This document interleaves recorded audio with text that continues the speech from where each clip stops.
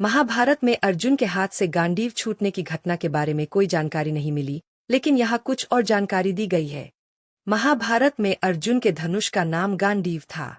यह धनुष भगवान शिव का था और कई देवताओं के पास से गुजरकर राजा सोम और फिर वरुण के पास पहुंचा था। अग्नि के कहने पर वरुण देव ने इसे अर्जुन को दिया था। गांडीव धनुष की खासियत यह थी कि इसे अर्जुन के अलावा कोई और नहीं उठा सकता था। इसके अलावा इसके तरकश के तीर कभी खत्म नहीं होते थे।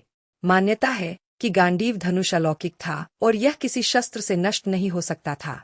अर्जुन अपने धनुष गांडीव से बहुत प्रेम करते थे। उन्होंने प्रतिज्ञा ली थी कि जो उनके धनुष गांडीव का निरादर करेगा और उसको अपशब्द कहेगा तो वह उस व्यक्ति को मृत्यु दंड देंगे। महाभारत के युद्ध में कर्ण और अर्जुन आमने सामने लड़े थे। कर्ण के पास परशुराम द्वारा दिया गया विजय धनुष था, तो अर्जुन के पास मयासुर या अग्निदेव द्वारा दिया गया गांडीव धनुष। दोनों के ही तरकश में सभी तरह के दिव्यास्त्र थे, लेकिन कहते हैं कि कर्ण का धनुष अर्जुन के धनुष से कहीं ज्यादा बेहतर था। क्या ऐसा था? जानिए रहस्य। गांडीव धनुष। गांडीव धनुष अर्जुन के पास कैसे आया और इसे किस तरह बनाया गया, इस संबंध में 2-3 तरह की कथाएं प्रचलित हैं।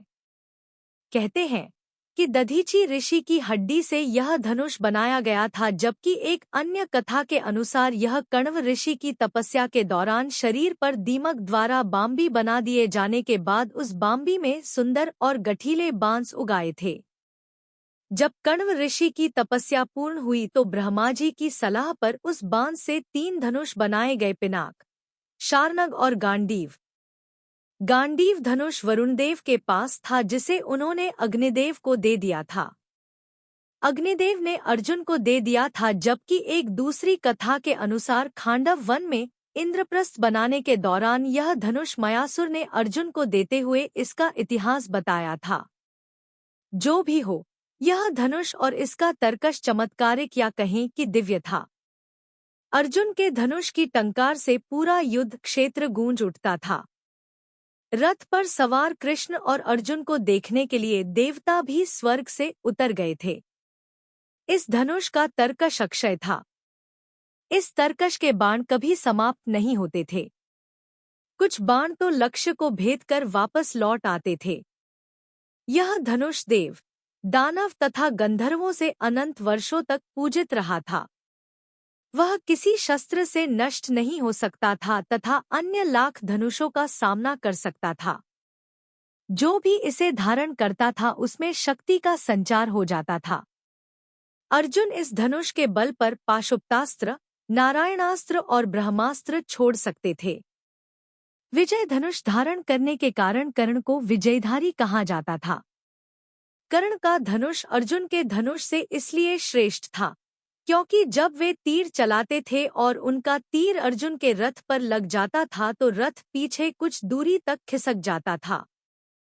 उस वक्त श्री कृष्ण कर्ण की बहुत तारीफ करते थे। जब अर्जुन तीर चलाते थे तो कर्ण का रथ बहुत दूर तक पीछे खिसक जाता था। अर्जुन ने श्री कृष्ण से पूछा कि मेरे तीर से कर्ण का रथ बहुत दूर तक चला जाता है, जबकि उसके तीर से मेरा रथ कुछ कदम ही जाता है, फिर भी आप मेरी नहीं, उस कर्ण की क्यों तारीफ करते हैं? इस सवाल के जवाब में श्री कृष्ण कहते हैं कि तुम्हारे रथ पर हनुमान जी स्वयं विराजमान हैं और मैं भी बैठा हूँ, फिर भी कर्ण के तीर में इतनी क्षमता है कि वह हमारे रथ को कुछ कदम पीछे धकेल देता है। सोचो, यदि हनुमान जी और मैं इस रथ से उतर जाएं तो क्या होगा? अर्जुन उनकी बात समझ जाता है। कृष्ण ने यह भी कहा था कि जब तक कर्ण के हाथ में उसका विजय धनुष है तब तक तीनों लोकों के योद्धा एक साथ मिलकर भी कर्ण को नहीं हरा सकते हैं। कर्ण के धनुष में ऐसी खूबियां थी जो अर्जुन के गांडीव धनुष में नहीं थी। विजय एक ऐसा धनुष था कि किसी भी प्रकार के अस्त्र या शस्त्र से खंडित नहीं हो सकता था। इससे तीर छुटते ही भयानक ध्वनि उत्पन्न होती थी। कहते हैं कि कर्ण का विजय धनुष मंत्रों से इस प्रकार अभिमंत्रित था कि वह जिस भी योद्धा के हाथ में होता था उस योद्धा के चारों तरफ एक ऐसा अभेद घेरा बना देता था जिसे भगवान शिव का पाशुपतास्त्र भी भेद नहीं सकता था। मंत्रों से अभिमंत्रित होने के कारण उस विजय धनुष पर जिस भी बाण को रखकर चलाया जाता था, उस बाण की ताकत उसकी वास्तविक ताकत से कई गुना बढ़ जाती थी। कहते हैं कि किसी धनुष के प्राण उसके प्रत्यंचा में होती है और विजय धनुष की प्रत्यंचा इतनी मजबूत थी कि उसे दुनिया के किसी भी अस्त्र और शस्त्र से नहीं काटा जा सकता था। कहते हैं कि इस धनुष का निर्माण विश्वकर्मा जी ने तारकासुर राक्षस के 3 पुत्रों की नगरी त्रिपुरा का विनाश करने के लिए किया था। इसी धनुष से भगवान शिव ने अपना पाशुपतास्त्र चलाकर 3 नगरियों का एक साथ ध्वंस कर दिया था। उन तीनों असुरों की नगरी के विनाश के बाद भगवान शिव ने इस विजय धनुष को देवराज इंद्र को दे दिया था। देवराज इंद्र ने इस अद्भुत और शक्तिशाली धनुष से कई बार युद्ध में असुरों और राक्षसों का विनाश किया था।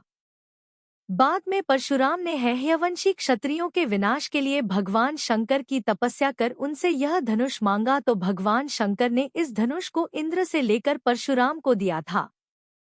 फिर जब कर्ण ने झूठ बोलकर भगवान परशुराम के यहाँ धनुर्विद्या और ब्रह्मास्त्र चलाने की शिक्षा ली और जब परशुराम को इसका पता चला तो उन्होंने कहा कि जब वक्त पड़ेगा तब तू यह विद्या भूल जाएगा। फिर बाद में परशुराम को दया आई तो उन्होंने यह विजय धनुष देकर आशीर्वाद भी दिया था कि तुम्हारी अमिट प्रसिद्धि रहेगी। कर्ण को महाभारत में तब तक नहीं मारा जा सकता था जब तक कि उसके हाथ में वह धनुष था।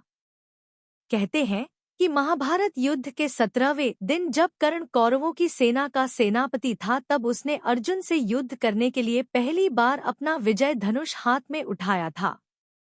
कर्ण और अर्जुन का भयानक युद्ध हुआ लेकिन युद्ध का कोई परिणाम नहीं निकल रहा था बल्कि अर्जुन के सारे प्रयास विफल होते जा रहे थे।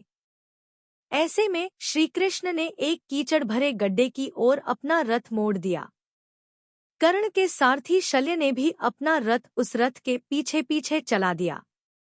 कर्ण के रथी को वह कीचड़ का गड्ढा नहीं दिखाई दिया और उसका रथ उस गड्ढे में फंस गया। तब कर्ण अपने धनुष को रथ में ही छोड़कर गड्ढे में फंसे रथ के पहिए को निकालने लगे। बस यही वक्त था जबकि श्री कृष्ण के कहने पर अर्जुन ने निहत्थे कर्ण पर तीर चला दिया। भगवान श्री कृष्ण इस बात को जानते थे कि यदि यह मौका चुके तो फिर अर्जुन को बचाना मुश्किल होगा। इसीलिए उन्होंने यह कठिन फैसला तुरंत ही लिया, जो कि युद्ध के नियमों के विरुद्ध था। वैसे भी सबसे पहले तो युद्ध के नियम कौरवों ने ही तोड़े थे निहत्थे अभिमन्यु को मारकर। इति महाभारत कथा।